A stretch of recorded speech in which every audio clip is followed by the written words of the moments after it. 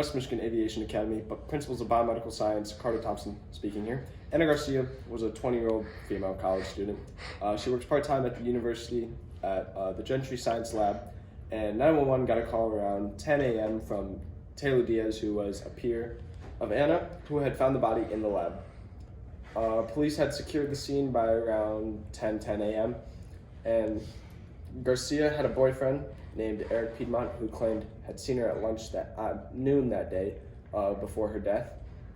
He had also claimed that they had been arguing but recently reconciled. One last thing, Anna had recently won a scholarship that Dominic Hall had wanted. Hello, I'm West Michigan Aviation Academy Principal's biomedical student CJ DeCock, and this is Will Nass, currently filling in for Cohen Stat, who is out with some sort of emergency. We will currently be reading the premium access of Cohen Stat's notes, our chief in charge of the scene. He was the first one there, after Taylor Diaz, of course. His notes read, this scene was at the Gentry Lab Science Building, and it first started at about 10 a.m. Anna Garcia was found on the floor, and there was some object that was close to her, and we deduced that this object was a beaker. Cohen couldn't do that. And then we also found some hair on her back, according to his notes. Will, do you have anything else to add from this scrawl of handwriting?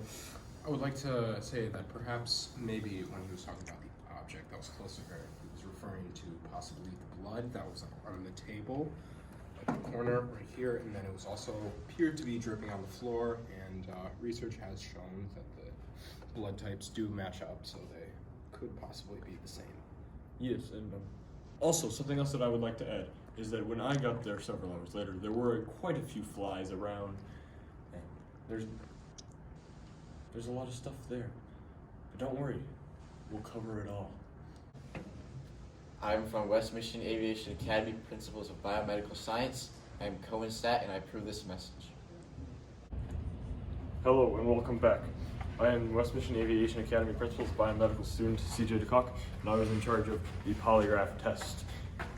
There were 5 persons of interest in this case: Eric Piedmont, Dominique Hall, Taylor Diaz, Dr. Elsie Opal, and Sam Green, all of which we will go in through at length. To conduct this polygraph test, we first hooked them up to our fantastic polygraph machine, and then we asked them 3 control questions. These questions could vary anything from, how old are you? And what's your name? To something more specific such as, are you Anna's boyfriend? Now, for Eric Piedmont, our first person of interest. Some background information on him is he's a 20-year-old, and he is in fact Anna's boyfriend. Now, something that we heard from other people that we later addressed with Mr. Piedmont is that Anna and him were seen arguing at lunch the day before. Don't worry, we will get there. Some claims that he made during this polygraph test was that he was, in fact, Anna's boyfriend, and we deduced that that was true. He also said that they were getting along, which we deduced was a lie due to a rapid heart rate spike. He also said that the last time he saw her was at lunch, which we also deduced was a lie for much of the same reason. And that then when we asked her if he killed him, he said he didn't. We deduced that that was true. Next up, we have Dominique Hall. She was a 19-year-old classmate of Anna's, and her and Anna were highly competitive for several scholarships, and Anna had just bested her at the last scholarship. And so naturally, she felt a little resentment towards Anna. Now, she was in fact her classmate, that was true, and she said that they got along, but we don't really think that they did due to the polygraph test. She also said that the last time they had seen them was at 3 p.m. in a study group before. Not true. Then she said that she didn't kill it, and we were like, that's probably true. So we went with it. Next up we have Taylor Diaz, a good friend of Miss Garcia's. And he was the one that in fact found the body, or rather reported the body at 10 a.m. He claims that they were friends and that they were getting along, and he seemed to be pretty truthful. And he stayed truthful through the fact that the last time he saw her was at 1 p.m. the day before when they were setting up labs, and that he didn't kill her. This seemed very true. Now then we had Dr. Elsie Opal. She is a 50-year-old college professor of Anna's, and a little background is that she recently denied writing a letter of recommendation for Anna, which I don't know why she would, but that's not my responsibility. Some claims that she made was that she was Anna's faculty advisor, which seemed truthful, and that the last time she saw her was 10 a.m. They had a good relationship, and she didn't kill her. She seemed like a very truthful person. And then we moved on to Sam Green. She was a 20-year-old teammate of Anna's, and that they were recently arguing over Anna missing a goal at their latest soccer game, and they had a little bit of a run-in at practice, and it wasn't good. But she claimed that they were soccer teammates, and that seemed truthful. They also claimed that they didn't get along, and that was also true. She claimed that the last time she saw her was 3 p.m. soccer practice, seemed true. And then she claimed that she didn't kill her, and we deduced that that was true. So now, in summary, we do have some top suspects in this case. We currently deduce that Eric Piedmont, while he may not be hiding Anna's murder, he's definitely hiding something. Now, what is it? We also deduced from this polygraph that Dominique Hall was also a little sus. But polygraphs are known to be very wrong on occasion, in fact, many occasions, and a lot of the information they tell us should not be taken at face value, because some people it's not very effective on and others it's highly effective on. Because if somebody asks you if you killed someone, your heart rate's naturally going to spike from the fear of it.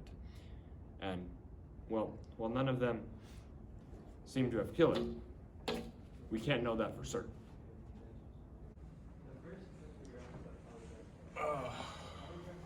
So, I am from the West Michigan Aviation Academy, Principles of Biomedical Science, student William Nash speaking.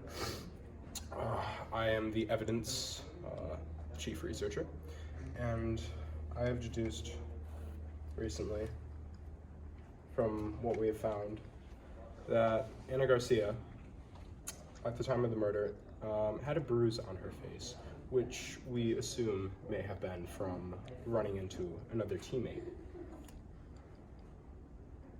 And while this may not have been a great relationship builder with that other teammate, we still know that there are other things at play.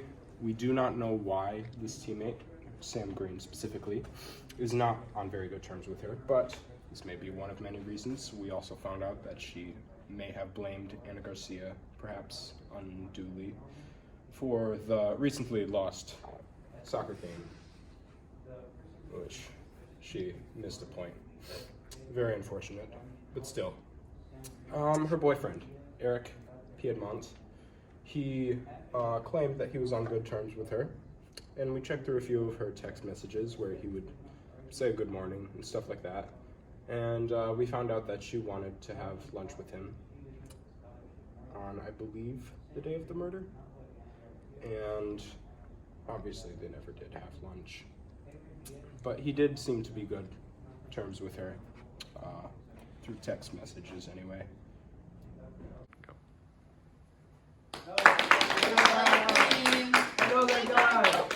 Alright, so what do we think happened? Well, we do not think that foul play was actually involved. Based on all the evidence, the chair, the blood, we think that the death of Anna Garcia was actually an accident. We believe that she fell over in her chair, hit her left temple on the corner of the table, and bled out. We confirmed this. We didn't confirm it, but we made the assumption of this happening by the chair was tipped over, there was blood on the corner of the table here, and blood in her left temple. She did have a beaker in her hand when she did fall over, so that might have something to do with her, passing out. But once we do our autopsy, we can figure out if she drank the contents in the beaker or not to see if that had any effect on what actually happened. Everybody stop what you're doing. I'm in charge now. CJ DeCock, Principals of Biomedical Students at West Michigan Aviation Academy. Thank you, sir. Thank you. From now on, we will now be conducting a DNA test on the blood to determine if the blood found on the ground was indeed Eric Piedmont's or Anna Garcia's, since they both had the same blood type as what was found on both the ground and the table at the crime scene. We are also going to conduct an autopsy on Anna's body to deduce A, if she drank any of the contents of the beaker, and B, if the scar on her temple was in fact what killed her. In conclusion, we think that the death of Anna Garcia was an accident because there's no evidence pointed directly at foul play. However, this has not ruled out the possibility that she was murdered, and we will continue to work tirelessly 1.5 hours a day, every other day during the week. And we will find out exactly what happened to her, and we'll update you on any information we find out.